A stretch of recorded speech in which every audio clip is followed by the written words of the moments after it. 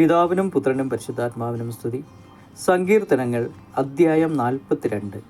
നീർച്ചാൽ തേടുന്ന മാൻപേയുടെ പോലെ ദൈവമേ, എൻ്റെ ഹൃദയം അങ്ങേ തേടുന്നു. എൻ്റെ ഹൃദയം ദൈവത്തിനായി ദാഹിക്കുന്നു, ജീവിക്കുന്ന ദൈവത്തിന് വേണ്ടി തന്നെ. എപ്പോഴാണ് എനിക്ക് ദൈവസന്നിധിയിലെത്തി അവിടുത്തെ കാണാൻ കഴിയുക? പകൽ കണ്ണീർ എൻ്റെ ഭക്ഷണമായി. എവിടെ നിൻ്റെ ദൈവം എന്നു ഓരോരുത്തർ നിരന്തരം എന്നോട് ചോദിച്ചു.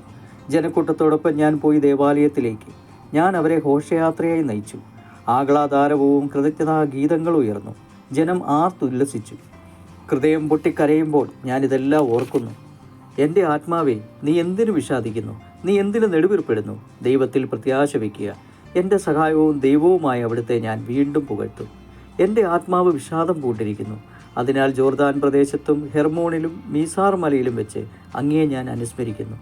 അങ്ങയുടെ വെള്ളച്ചാട്ടങ്ങളുടെ ഇരമ്പൽ കൊണ്ട് ആഴത്തെ വിളിക്കുന്നു. അങ്ങയുടെ തിരമാലകളും ഓളങ്ങളും എൻ്റെ മീതെ കടന്നു പോകുന്നു. കർത്താവ് പകൽ സമയത്ത് തൻ്റെ കാരുണ്യം വർഷിക്കുന്നു. രാത്രികാലത്ത് അവിടത്തേക്ക് ഞാൻ ഗാനം ആലപിക്കും. എൻ്റെ ജീവൻ്റെ ദൈവത്തോടുള്ള പ്രാർത്ഥന തന്നെ. അവിടുന്ന് എന്നെ മറന്നത് എന്തുകൊണ്ട്? ശത്രുവിൻ്റെ പീഡനം മൂലം എനിക്ക് വിലപിക്കേണ്ടി വന്നത് എന്തുകൊണ്ട് എന്ന് ഞാൻ എൻ്റെ രക്ഷാശിലയായ ദൈവത്തോട് ഞാൻ ചോദിക്കും. നിന്റെ ദൈവം എവിടെയെന്ന് ശത്രുക്കൾ എന്നോട് ചോദിക്കുന്നു. മാരകമായ മുറിവ് പോലെ ആ നിന്ദനം ഞാൻ ഏൽക്കുന്നു. എൻ്റെ ആത്മാവെ, നീ എന്തിനു വിഷാദിക്കുന്നു? നീ എന്തിനു നെടുവീർപ്പെടുന്നു? ദൈവത്തിൽ പ്രത്യാശ വയ്ക്കുക. എൻ്റെ സഹായവും ദൈവവുമായ അവിടുത്തെ ഞാൻ വീണ്ടും പുകഴ്ത്തും.